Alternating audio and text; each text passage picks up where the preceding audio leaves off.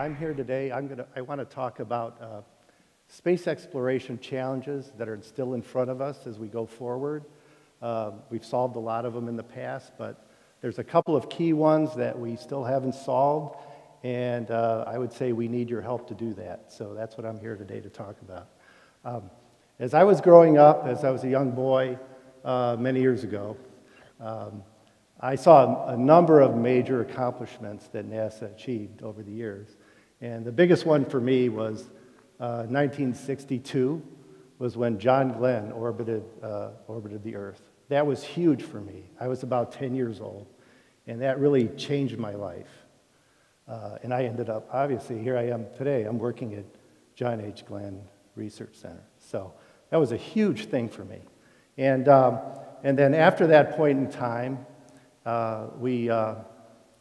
after we orbited the Earth, then we went to the moon in '69, and that was a huge event. How do we get a person to the moon and get them back and all that? How do we just go about doing that? So that was a huge, and I think NASA had like, I don't know how many thousands of people working, but thousands working on that job, and we accomplished that.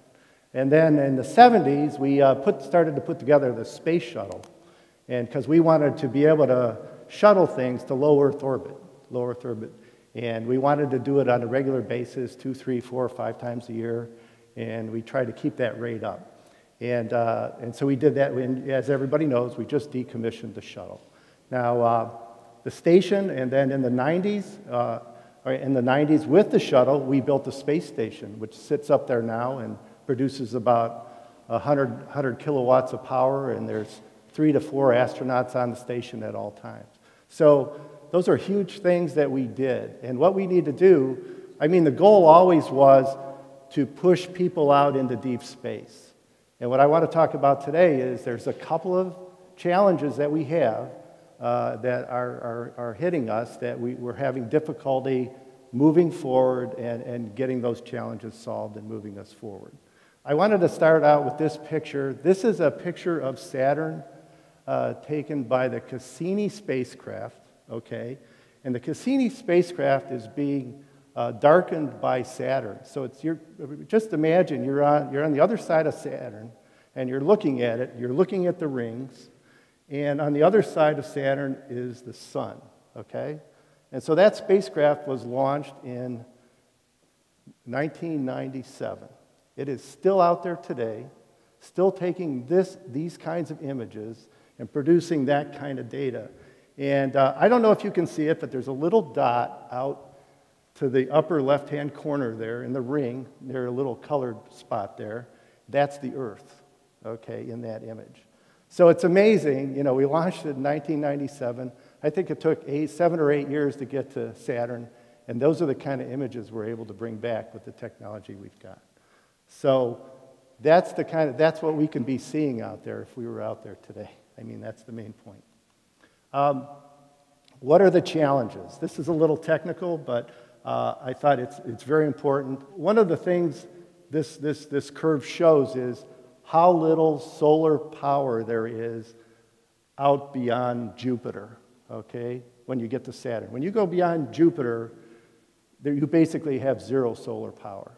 So this is one of the problems that we have in going out past Mars. You can see on Mars, we've sent rovers to Mars, and they're solar powered, and we've managed to run them around Mars and things like that. And now we have another rover there that's nuclear powered. But when you start getting out and start exploring space, you just can't accomplish what you want to do with the current technology we have today. So we've got to use the technologies we've got, and we've got to keep pushing out. One of the ways we did this Cassini spacecraft, is we do it with radioisotopes. And we have radioisotopes that, there's a radioactive decay process, and when they decay, they give off a lot of heat. And that little glowing red pellet there on the right there is a natural radioactive decay of an isotope, because we concentrate the isotope, and then we put it on a thermoelectric device. So we put it on a couple, and then we just basically generate, get a temperature difference between deep space and that hot pellet, and we generate a DC current from that. And the rover in the middle of that picture there is the Curiosity rover, And I don't know if you probably can't see it, but on the back of that rover is one of our radioisotope power systems. Okay, so it's sitting there producing power, produces about 110 watts of power. That's how the rover is enabled to survive. And it doesn't just provide power, it also provides heat, because there's not enough heat out there as well. So one of the ways we get at one of the technologies that we use is radioisotope power systems, because this rover is a lot more efficient, a lot more effective, and it can go day and night and all that, where the solar-powered rovers couldn't do it. So that's one of the technologies that we're pushing out. This chart shows some of the missions we've run. I mentioned Cassini. We have a Mars 2020 mission coming up in obviously 2020, the Curiosity rover. And then some people, I'm sure people have heard about the Voyager 1 and Voyager 2 spacecraft. Those are also radioisotope power system missions. And they're still out there. They're just starting to go through the heliosphere and sending back data to us. So this just gives you an idea of the kinds of missions we're able to do and how many we've done over the years. We've just done so many. And we used radioisotopes on Apollo as well. They carried them out on Apollo, and those missions are reflected here. And we use them for orbit, flyby, roving, and landing. So we use them in all kinds of different, they provide all kinds of different capabilities. This is a picture of the rover again, of the Curiosity rover. Like I said, it's about 110 watts of power and constant power. But look at the efficiency for thermoelectrics. It's only about 6% efficient. So that's just, I mean, the amount of kilowatts per kilogram is just very low. It's about 2 kilowatts per kilogram for this rover. So that's the current state of the art that we have here. What I've been working on recently are some new concepts. As Meredith said, we've got a new device, which is a Stirling engine. It's a dynamic device, and we can generate basically 4 times the power with the same amount of radioactive heat, radioactive decay heat. So it's much safer, everything's better. It's a much more efficient system. And then finally, you know, your house that you live in, you've got about 15 kilowatts in your house. That's what you need in your house to live. And you can see, I'm building systems, I'm sending systems out to deep space that are only 100 or 120 watts or so. I can't live on 120 watts. So I need to have larger systems. So the only system, if we're going to go out beyond Jupiter and explore the solar system, we've got to come up with higher power systems. And the only system we've been able to come up with that can provide that kind of power density is reactor systems, basically nuclear reactor systems. But up to this point in time, there's a lot of political and all kinds of other challenges associated and safety challenges associated with flying reactors. So we haven't actually demonstrated that capability at all. So right now we're limited to doing things between here and the moon and here in Mars and fairly low power, you know, couple hundred watts, that kind of thing, those kinds of missions. So that's one of the challenges, and that's why we're working on these dynamic systems. The other big challenge we have is just radiation in space. There's a field of radiation out there, high energy ions, electrons, all kinds of charged particles, and they're just everywhere. And this is showing the magnetic protection that the Earth provides to these particles. So we're sitting here on Earth, and we have this protection system around us, and the particles can't get to us because, and then we're effectively shielded from that. So the problem is when we go out into deep space, these particles are everywhere, and there's a tremendous number of them, and we have they affect our electronics and they affect us. So one of the biggest problems we have is what's the effect on us as we travel to deep space, and how do we protect ourselves? So I wanted to put this in when the Mars Science Laboratory traveled to Mars last year and landed last year. The last couple of bars on this chart are radiation dose. Okay, they measured radiation dose on the way to Mars, and it took them about 6 months.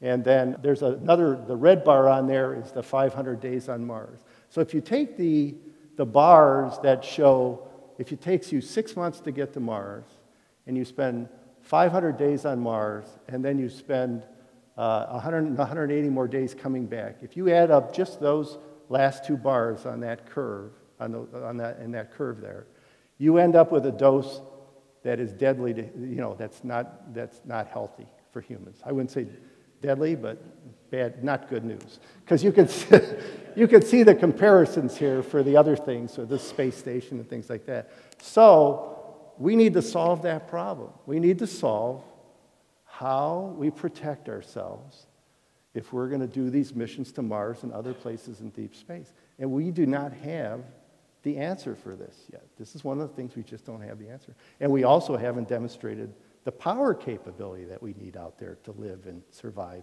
in deep space, to have the habitation.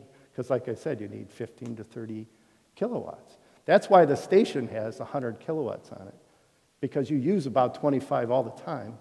And if you're sitting on the station, you want to have that backup. I mean, you don't, you want another 25 and another 25 and another 25 because, you just saw they had that pump problem on station and they lost some of their cooling on half of the station. So you want to have that other half of the station still running and then you're cooling it so that you have that redundancy. So you need the same kind of thing that we have on the station out in deep space. So what I wanted to leave you with is we need to figure out how we're going to accomplish these deep space missions as a nation, as NASA and as a nation, and you folks out there. It's not going to be in my generation. It's not going to happen from what I see. So the way to solve the radiation problem is we need shorter exposure time, really, and we need shielding. Okay. Now there are ways to get shorter exposure time, which is you travel faster. But how do you travel faster? And we're having, you can use chemical, but then how do you replenish when you get out there and so forth? So it's very difficult to do. So there's nuclear thermal, and then there's ion engines and things like that. But it turns out, from what we've looked at, that the ion engines just don't provide the kind of impulse we need to get out there in a hurry. Because we'd like to shorten the time to Mars to 30 days or so, like 6 times faster.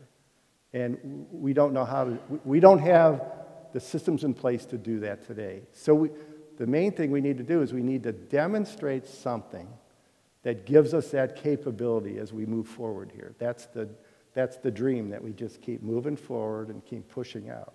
So how do we do that?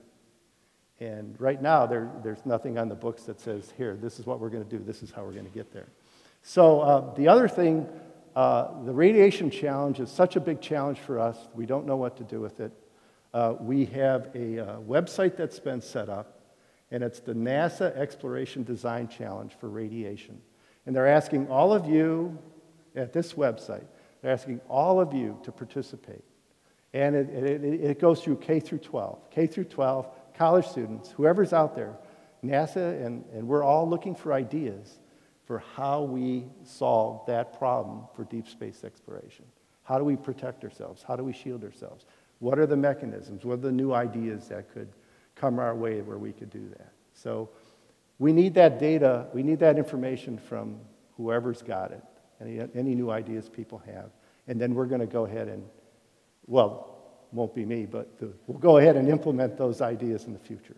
So that's what I want to leave you with is we have major challenges to keep our dream alive of exploring deep space. And radiation and power, we need to come up with some demonstrations and do those demonstrations in the next couple of decades so that we can keep pursuing our dreams out in deep space. That's all I have.